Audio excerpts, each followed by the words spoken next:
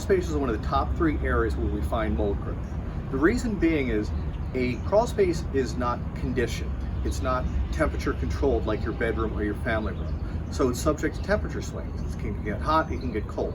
And what happens is it's typically cooler. When humid air comes in the summertime, moisture will drop out and allow mold growth to grow. Additionally, there can be water leaks in a crawl space. You can have water entry in a crawl space. It's not something you normally inspect. So it's subject to extremes that aren't controlled by your furnace. So it's common that mold is going to grow on it, so don't be surprised. Again, it's one of the top 3 areas. So how do you address mold in the crawl space? I'm going to tell you, all right? If there's insulation in the crawl space, it's typically a sign of mold growth. You'll see the insulation hanging down because it gets wet, because moisture inhibits the space and puts weight on it and pulls it down. You're going to pull out the insulation, get rid of it. Mold will kind of grow on the paper, not so much the fiberglass, because fiberglass is glass and it's not organic.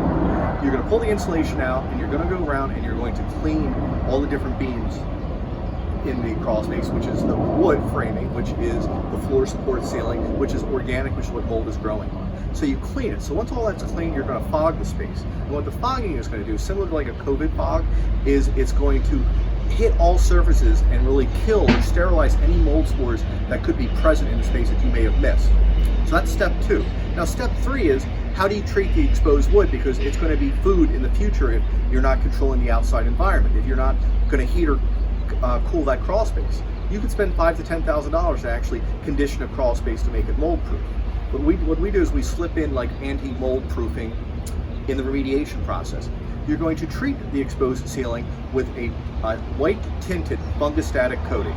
A coating is similar to a paint, but it's not a paint, it's a coating, kind of like the clear coat on your car. It's providing some protection. So when you spray it onto the wood, what it does, it helps seal the surface of the wood so mold isn't going to readily get a toehold on it because it's going to repel moisture.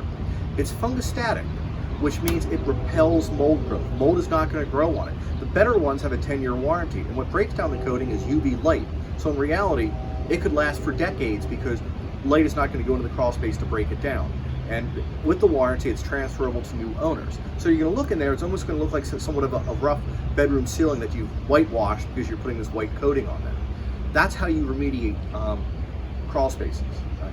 Don't be upset if you have mold in the crawl space or you're buying a property that has mold in the crawl space. It's a common area, okay? But there are pathways where the mold can get inside because it's below the footprint of the house. So it's typically one of the areas you really do want to remediate for it. If you have questions regarding crawl spaces, we've done thousands. We've been doing it for over 20 years. Happy to answer any of your questions.